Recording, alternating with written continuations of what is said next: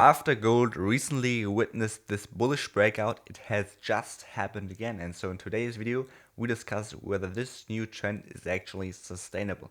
We're about to have a look at the most important macroeconomics, fundamentals, and also technicals. And so let's start right away with the technicals.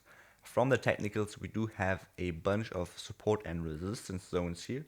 And you do see we've just actually bounced off this upper support here, which actually marked this breakout that we've seen out of this symmetrical structure here.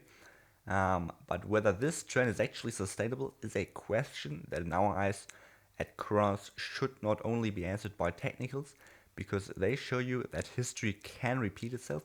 We may see similar things happening to what we've previously seen here with another compression.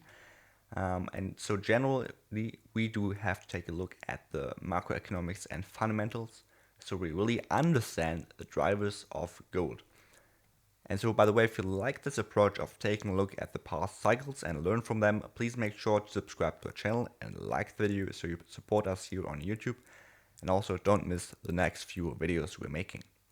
Now let's have a look at the XAUUSD at the gold weekly chart here. And what you do see is that we've marked some previous highs due to the fact that they have been really important.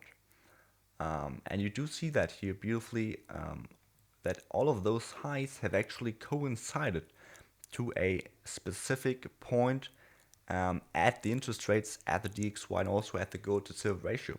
Let's begin with this high previous to the financial crisis. You do see that this gold high has actually been forming out when we've already seen big interest rate cuts. We've seen a big falling gold to silver ratio and also happening to the DXY. Similar things happened. We have seen, obviously, the dollar weakened. We have seen this falling gold to silver ratio, and you have seen interest rate cuts. Not only did that happen here, we have also seen those interest rates being quite at zero here. Obviously, in 2011, we have seen this another high here, also coinciding to this weakening DXY and this weakening gold to silver ratio.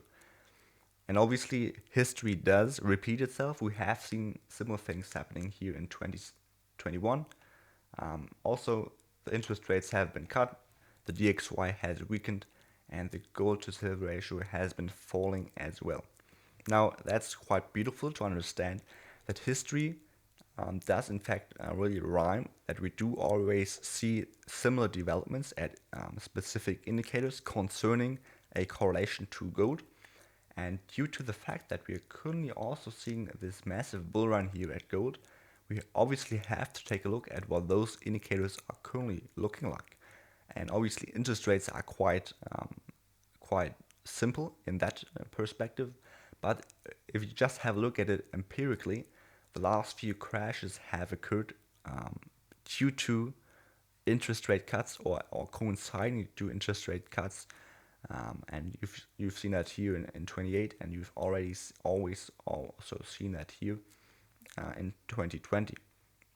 And so we're currently also seeing those cuts, which do in fact empirically show that that is definitely increasing the risk of a top at gold being in.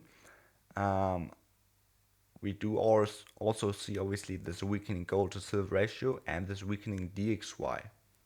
And so that is also quite concerning.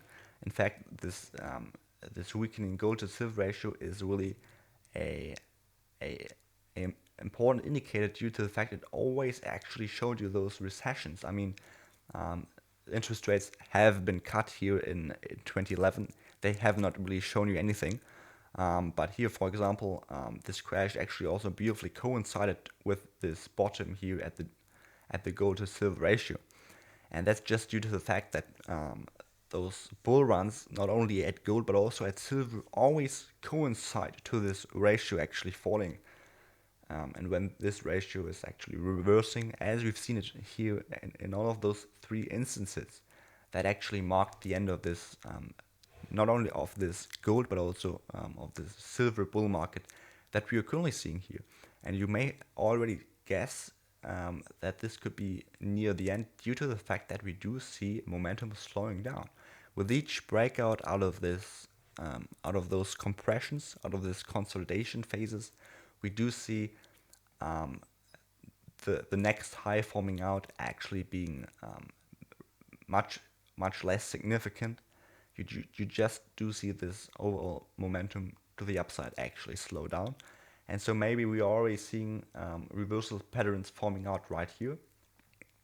But it's really important to underline at this point that this is not necessarily already the top. This bull market can continue for a unrationally long amount of time, and so we are just trying to make you aware that we are just seeing history repeat. We're just seeing also concerning unemployment, by the way, that we do see this cycle coming to an end. Also regarding liquidity, global liquidity, and all of the puzzles seem to align right now. And so it seems quite obvious that you have to definitely become more and more conservative at this point, due to the fact that we are seeing those empirical evidences show up more and more. And if you want to have more of them, please make sure to check out our other gold and also silver videos to actually understand those relationships. I hope you enjoyed the video. I hope you learned something new. If you did, please make sure to subscribe to the channel and like the video so you don't miss future update videos, and also support us here on our channel. Also make sure to check out our Discord server, which is also linked down below. Thanks for your support. See you the next time. Bye bye.